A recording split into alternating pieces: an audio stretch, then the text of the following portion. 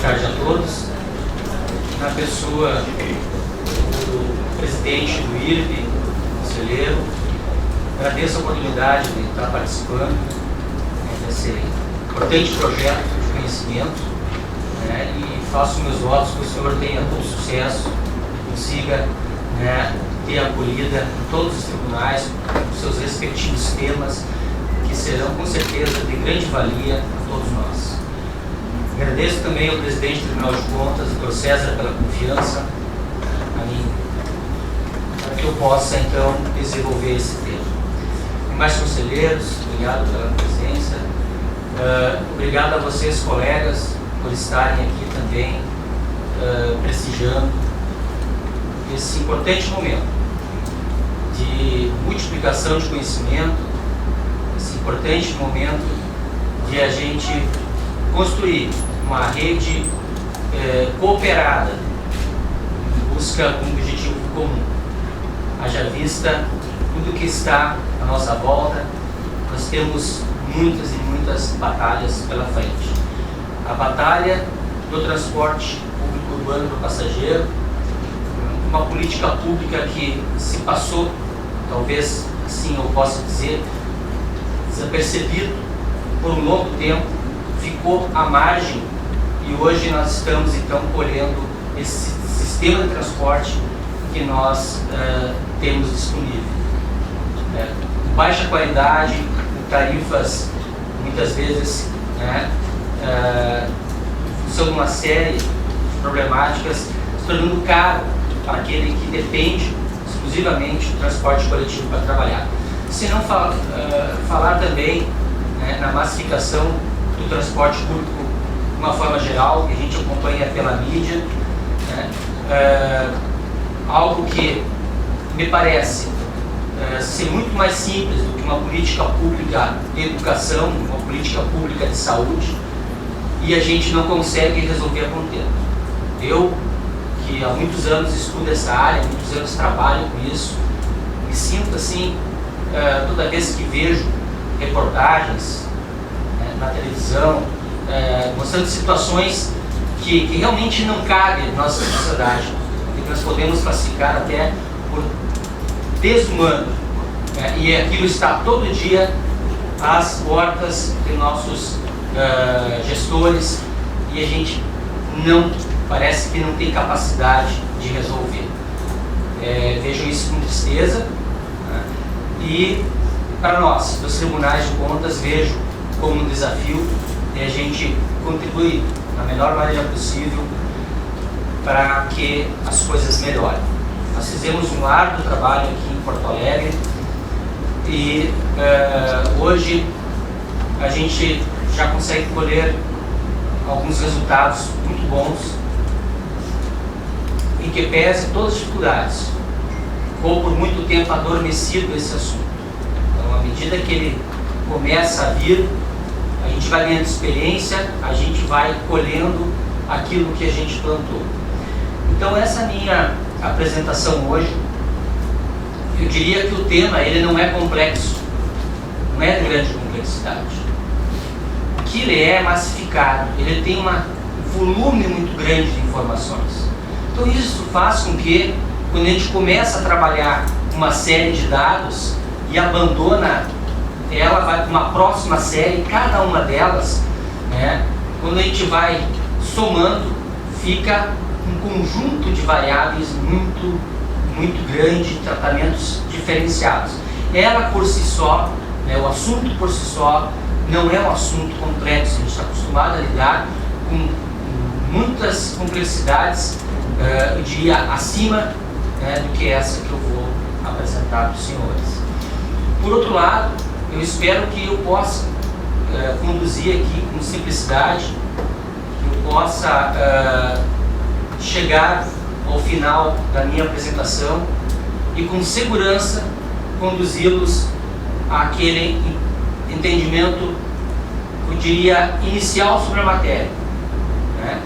Que seja possível então complementar um breve estudo e vocês terem condições de desempenhar, por exemplo, eu diria, na órbita de todos os tribunais, que os colegas que depois vão ter acesso a esse material possam efetivamente fazer uma auditoria em sistemas de transporte da questão tarifária. Eu pretendo fazer uma breve contextualização, e para essa breve contextualização, se possível, os senhores conselheiros puderem aproveitar. Depois, metodologias de cálculo tarifário, vou abordar as principais. Vou também apresentar o resultado do nosso trabalho de auditoria de Porto Alegre e também vou permear os principais pontos em termos de legislação federal sobre o assunto que se avizinha ao transporte público de forma direta ou indireta. Mas o ponto central da minha apresentação está no item 5, que é o estudo de caso em cima da metodologia conhecida como GPOT. Eu vou, inclusive, nos itens 1 e 2 da minha agenda ser muito breve, mas vou me ater muito no item 5, aonde vou também contar com a paciência de vocês, né? Porque pretendo demonstrar em detalhes como se calcula uma tarifa pelo método em que 99% das prefeituras se utiliza no cálculo de tarifa por ônibus urbano. Alguns municípios têm algumas variações em relação a essa metodologia, algumas adaptações, mas o pano de fundo é igual. Tá? Então eu vou fazer a apresentação aqui sentado para facilitar eu trabalhar aqui com o slide. Vou me apoiar no slide por ser absolutamente assim necessário até para poder utilizar o nosso tempo.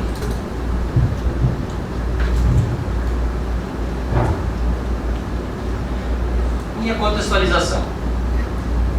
Nós temos uma política pública, como antes adiantei, de transporte. Nós estamos largamente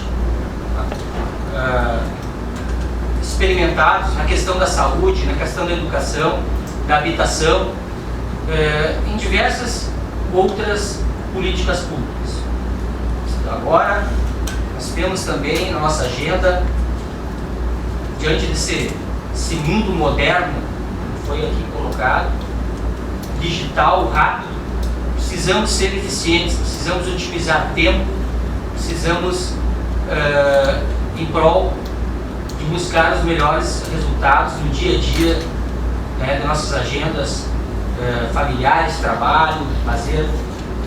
E o transporte coletivo é uma política pública que tem carecido ultimamente, eu diria, de três importantes variáveis: capacidade de investimento para torná-lo atrativo ao usuário, capacidade de regulação, onde os governantes tomem a consciência que é absolutamente necessário estabelecer método de regulação do sistema de fiscalização, e aquele que parece que responde mais rapidamente a tudo que está aí quando se fala em tarifa.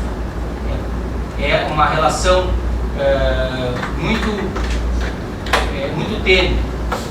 Ao perguntar para alguém sobre o sistema de transporte, a primeira coisa que aparece é que está caro. Então, essa política pública, nós tivemos aí todas essas manifestações de 2013, foi um ano onde então aflorou o assunto, e eu tive por um tempo refletindo para tentar traduzir de alguma maneira objetiva o que foi que aconteceu. Eu vejo que nós temos um grande problema de governança pública nesse sistema, que faz com que a situação problemática se acentue. Se não, vejamos, a nossa população, ela paga os seus tributos para poder suprir os caixas dos governos, e o governo então tem a função de fazer a sua parte com a política pública. Então eu posso dizer que nós, a população, nós somos o agente principal dessa relação. E os governos precisam então executar a política pública. O governo, ele é o agente. Porém nós, população, que somos contribuintes, somos o agente principal. Logo, o governo, para conseguir dar conta dessa importante política pública de transporte, em 99% dos casos, pratica a delegação dos sistemas. Essa delegação é feita pelos operadores do sistema, e o que nós herdamos atualmente é uma inexistência de operadores ao abrigo da lei das concessões e lei das licitações. Isso faz com que a gente não tenha contratos, o que dificulta enormemente a fiscalização, a atuação, até muitas vezes no aspecto regulatório que tem que ser feito pelo poder concedente. Os governos, já que ele faz a delegação ao setor privado dessa importante política pública, ela tem custo de agência para poder controlar e fiscalizar esse serviço, porém mal dimensionado, mal gerido e muitas vezes, para não dizer, esquecido. Como bem colocou o presidente, nós estamos trabalhando nesse diagnóstico, e isso ficou muito claro durante o trabalho, onde é que a gente faz a coleta de dados. As prefeituras, em mais de 90%, você pede informação sobre transporte, eles dizem só um pouquinho que eu vou pedir para a empresa. Então, nós temos uma relação aí que precisa ser atacada e resolvida de alguma maneira.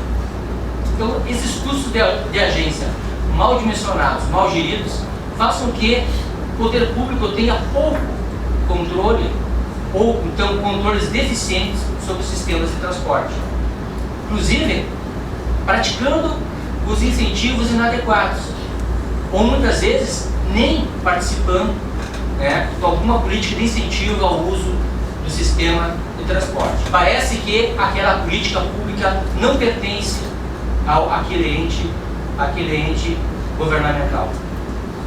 Isso faz com que, obviamente, se sobrepõe o que o particular pensa sobre o público. Tanto que muito se fala e muito se guarda como uma frase chavão, que quem manda do transporte são os operadores. Mas isso tem uma origem que começa nessa cadeia que envolve custos mal dimensionados, mal geridos e perda de controle sobre esses sistemas. O que acontece? Se tem uma política pública onde o governo mal sabe quem usa, como usa e para onde isso vai. Bom, nessa leitura, os operadores acabam ficando acostumados a um modelo tarifário deficiente, principalmente ao modelo tarifário que favoreça a ele, operador, já que o poder público, como não dimensiona bem seus custos de agência e não tem controle, o operador toma conta. E quando ele toma conta, ele faz do jeito dele. E aí nós acabamos, por questões que faz parte do meio privado, de maximizar o resultado, recaindo muitas vezes no serviço deficiente, onde você vai ter lá 8 pessoas por metro quadrado em ônibus, sendo absolutamente incompatível. Se não falar também da transparência limitada. Eu fiz uma pesquisa nos 500 maiores municípios do Brasil. Eu consegui encontrar 10 planilhas tarifárias soltas lá no site. Eu depois de muita pesquisa, eu achei elas, as soltas. Nós conseguimos, com a nossa auditoria em Porto Alegre, incentivá-los a publicar o manual do cálculo tarifário e todo o processo tarifário de consulta pública. Então, vejo esse um bom exemplo de como se constrói, de alguma maneira, a transparência então ativa. Depois, quando eu falar em legislação, eu vou retomar um assunto que trata de um projeto de lei que está na Câmara aqui. Está buscando, então, através de lei, tornar uma norma geral a transparência das questões que envolvem tarifas de transporte coletivo. Continuando o meu raciocínio, no final das contas, nós temos uma grande assimetria de informação. Isso se mostrou nessa pesquisa que nós estamos concluindo. Nós perguntamos para eles não sabem, eles têm que perguntar para as empresas. Então, o poder público não tem informação. Se ele não tem, como é que ele vai propor políticas públicas para melhorar aquilo? Como é que ele vai propor novas licitações visando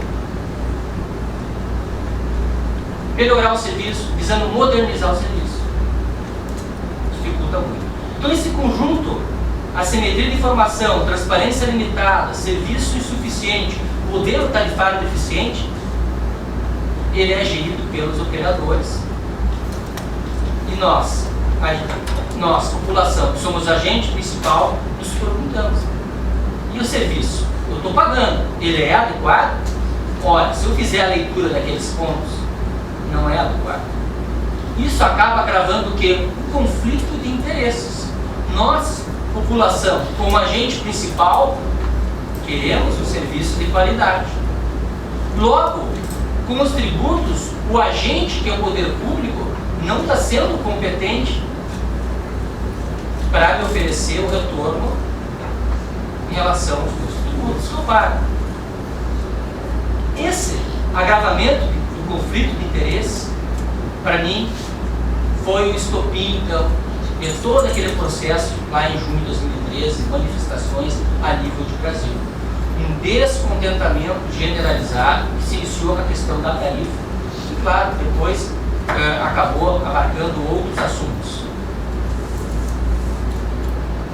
Bem, essa é a problemática. Essa foi a minha leitura em relação ao que aconteceu. Quando eu fico pensando, tá, mas e aí? O que a gente faz para melhorar isso? Quais são os desafios?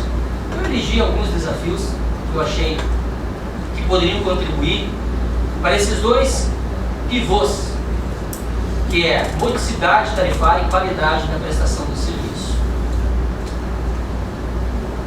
Para isso, alguns fatores críticos de sucesso, eu entendo, que permeiam o caminho para a gente melhorar essa equação. Primeiro, licitação. Eu, como licitação, vou estabelecer a segurança jurídica necessária para fins de novos investimentos, para fins de cobranças de metas, para fins de, em resumo, fazer com que os operadores cumpram, na essência, o rol de legislações, seja municipal, seja a lei de licitações, concessões, lei de mobilidade urbana, transparência, estatuto das cidades, agora das metrópoles, e por que não a lei de acesso também à informação, que nós, agente principal, exigimos. Outro fator crítico de sucesso que eu coloco é estabelecer um sistema de regulação e fiscalização, que isso funcione e não seja o abandono que é hoje dado a esse assunto pelos poderes concedentes, que faz com que as gratuidades cheguem aos níveis que estão, fazendo com que quem usa o transporte pague, no caso de Porto Alegre, 1/3 de quem anda de transporte coletivo urbano não paga a tarifa, e os outros 2/3 pagam.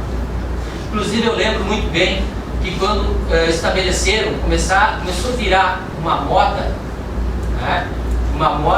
a questão da integração tarifária.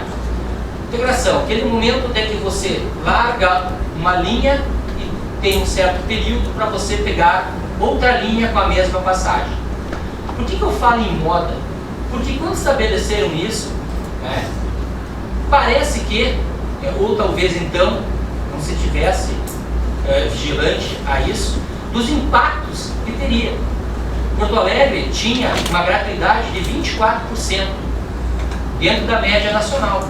Quando entrou a gratuidade na segunda passagem, hoje nós estamos com 33% de gratuidade. E aí nós chegamos com a tarifa numa fronteira, né, onde parece que a única esperança é o subsídio. E aí nós vamos lá para os cofres do governo e nós não temos espaço para subsídio.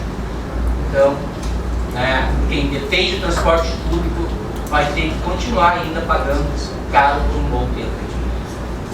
Ainda dentro da questão da regulação e fiscalização está a remuneração do operador, né, com uma metodologia tarifária muitas vezes inadequada, né, realizando sobreinvestimento em frotas para supervalorizar, né, o capital investido, faz com que também seja um elemento que tem que ser apropriado pelo poder público. Só que ele vai conseguir isso à medida que ele entender melhor as metodologias de cálculo da tarifa e entender melhor qual é o significado de ter uma frota mais cara ou uma frota superdimensionada. Também os investimentos. Se eu não controlo, não sei como funciona, muito menos, né, então eu vou saber entender se aquele investimento foi prudente ou não foi prudente. O que se busca, na verdade, é um sistema com custos eficientes e investimentos prudentes. Essa é a equação que maximiza, né, o preço para o usuário, ou seja, dialoga com o menor preço. Medida que os custos são ineficientes e eu realizo investimentos que não são prudentes, a tarifa tende a subir para o usuário. Também coloco como um fator crítico de sucesso, e eu acho até engraçado por um ponto, que nós temos um projeto lá na Câmara que se chama REITUP. É um projeto que desonera toda a cadeia, né, de tributos que envolve o transporte coletivo, desde combustível, frota, né? E eu escrevi aqui como um fator crítico de sucesso. Porém, no ajuste fiscal que está sendo proposto agora, né, está se propondo retirar o incentivo que existe, né, da folha de pagamento que foi desonerada. Está se propondo isso. Então eu diria que esse fator crítico ele é um sonho mesmo, um imaginário, né? Haja vista que, se passado isso que está aí colocado, as tarifas do transporte coletivo, em média, em todas do Brasil, vão aumentar em torno de 10 centavos. Porto Alegre vai chegar até a 13 centavos. E aí ele cai na linha do arredondamento que pode puxar para 15. Mas é isso. Então, fatores críticos de sucesso que contribuiria se nós tivéssemos um ambiente adequado para isso. E, obviamente, uma recuperação da demanda. A gente tem assistido nos últimos, desde o Plano Real, uma perda de 20% do número de passageiros no sistema de transporte coletivo. Por que, então? Porque não tem qualidade, começa cada vez a ficar mais caro, né? E o que eu faço para recuperar a demanda? Depois a gente vai discutir um pouco mais isso. Ainda como fator crítico de sucesso, um projeto que está lá no Congresso também, que está da transparência, então, né? Já que ninguém quer divulgar, vai ter que ser por lei mesmo, né? E essa lei, depois a gente vai abordar também os pontos principais que está lá, está andando devagar, mas está andando. Ela não onera, né? Eu diria assim, não tem impacto direto na tarifa, é uma questão de colocar, né, para o público o que está acontecendo, a planilha tarifária, os critérios, as informações de demanda, uma questão informacional. E a gente não consegue, né? Já está há quanto tempo isso daqui? Um ano e meio. Bom, o que mais como fator crítico de sucesso? Claro, eu consegui ter controle social sobre isso. É uma coisa até engraçada, assim. Se vocês forem visitar os sites dos municípios que têm transporte coletivo, vocês até acham informação das linhas. Olha, tem a linha para cá e tem a linha para lá, tem a linha X e Y. Agora, se você precisar saber o valor da passagem, não tem. Olha, é um desafio encontrar quanto é que é a passagem dos municípios. Aí é fora. Como se essa política pública, né? E claro, fazer com que se preste contas, né? Fazer com que esse assunto venha à tona e todos aqueles que têm uma relação com o assunto se apropriem. Que não fique essa questão como está colocada agora, vai ter que ser por lei para chegar, né? Mas eu tenho certeza que mesmo por lei, né, ainda vão ser necessários passos pedagógicos para fazer com que o poder concedente compra, né, essa briga com o operador e requerer as informações, né, para não falar que as informações deveriam ser próprias de dentro do poder concedente. Porto Alegre agora, no reajuste, sempre é aquele momento que vem a imprensa perguntar, né? Puxa, e agora a Associação de Passageiros entrou com o pedido de reajuste, né? O que vai acontecer agora? Agora vai acontecer que o poder concedente de Porto Alegre vai calcular a tarifa. A Associação de Transportadores, ele faz um pedido, ele não dá a planilha para a EPTC e diz que aquela planilha que ela quer.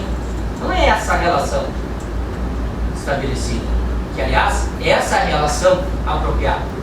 Do contrário, com certeza, Brasil afora, a relação é inversa, né? A planilha, ela vem junto com o pedido, e o poder concedente, muitas vezes por falta de capacidade técnica, né, porque deixou o assunto à margem, né, precisa assumir como verdadeiro o que vem de lá para cá, quando deveria ser o contrário. Para elevar o nível também, nosso serviço precisa de treinamento. O poder concedente precisa, né, fazer sua parte. Os operadores também. A gente vê, quem roda, quem pega ônibus, percebe logo quando aquela tripulação está mal treinada. Então, se a gente tem um conjunto de qualidade, nós temos uma série de fatores críticos que eu elegi aqui. Eu diria mínimos, todos vocês poderiam contribuir também para chegar a um resultado maior. Quase finalizando essa parte inicial, eu quero tratar também um pouquinho sobre o transporte particular. Bom, mas então, se o transporte público não me serve por um motivo ou outro, eu vou para onde? Para o transporte particular. E a gente vê que o licenciamento de veículos no Brasil, olha pelo gráfico, claro, e aí nós vamos falar assim, pô, mas a política de incentivo no Brasil é para o transporte particular, IPI reduzido, e aí se vai, mas a gente está colhendo isso, né? Essa grande quantidade de veículos nas ruas, né? Se a gente pegar um indicador de motorização por estado, por exemplo, o nosso Rio Grande do Sul aqui está em 5º lugar, 480 veículos por 1.000 habitantes. Então a gente acaba fazendo o quê? Privilegiando o transporte particular.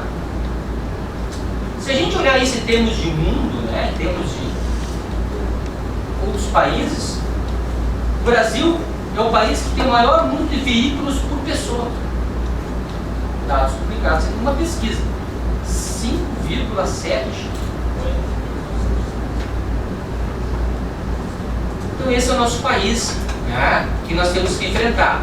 Estradas realmente, rodovias complicadas, é só a gente olhar uma imagem de São Paulo, né? Volta e meia ali ao vivo, tem alguns canais que transmitem, né, justamente de chuva muito forte, né? E o transporte público visa então, né, conseguir racionalizar o sistema. Isso para não falar, né, em toda a nossa perda, em toda a perda que você tem dentro de PIB, em função do transporte.